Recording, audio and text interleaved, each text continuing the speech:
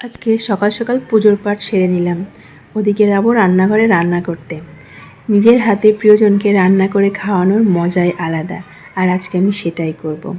খাওয়া দাওয়ার পরে শেষ পাতে চাটনি না হলে আমাদের বাড়িতে আবার খাওয়াটা ঠিক জমে না, তাই শুরুতে চাটনিটাই বসিয়ে দিলাম। সবাই সব রকম খাবার গরম গরম পছন্দ করলেও চাটনিটা কিন্তু ঠান্ডাই সবাই খায়, কারণ চাটনিটা গরম হলে খাবারের সঙ্গে একদমই বেমানান লাগবে।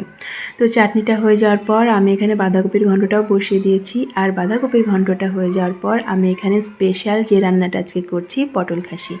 অবশ্যই এটা আমার ঠাকুমার হাতের রান্না।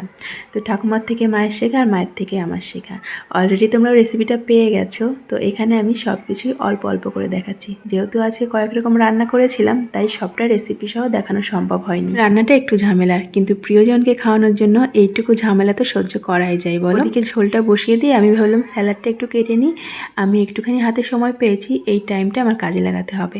পাখিকে স্নানটাও করিয়ে দিয়েছি, এই টাইমে টুকটাক কাজগুলো সেরে নিলে আমার ওদিকে রান্নার কাজগুলো কমপ্লিট হয়ে যায়। আর বেশি কিছু রান্না করব না, যা যা রান্না করেছি তোমাদের সঙ্গে অল্প অল্প করে সেটাই শেয়ার করছি। শুরুতেই আমি ডালটা বসিয়ে দিয়েছিলাম, তারপর চাটনি করে নিলাম, আর বাঁধাকপির ঘন্ট, সঙ্গে ছিল পটল খাসি আর ফুলকপি দিয়ে কই মাছ। এই তো আজকে দুপুরে এটুকুই রান্নাবান্না করেছিলাম। তো তাড়াহুড়োর মধ্যে যতটুকু করতে পেরেছি। আর ফলে যখন পাখিকে স্কুল থেকে নিয়ে এলাম তখন আস্তে আস্তে 11টার মতো বেজে গেছে।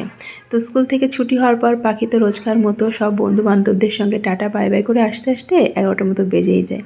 তারপর পাখিকে খাওয়াবো না, রান্না বসিয়ে দেবো। শীতের সময় শোল মাছ, কই মাছ, তারপর জ্যান্ত কাতলা, এগুলো ফুলকপিতে রান্না করলে আমার আবার খুব ভালো লাগে। মাকে সবসময় বলতাম ফুলকপি দিয়ে রান্না করো। আর শীতের যে বাসি ঝোলটা, ওটা আরও বেশি প্রিয় আমার। আজকে যে কারণে বাবুকে ডেকেছিলাম, আসলে কারণ ছাড়া তো ডাকলে সে আসবে না, তাই একটা কোনো ছুতো দেখেই তাকে আজকে ডেকে পাঠিয়েছি আমার বাড়িতে।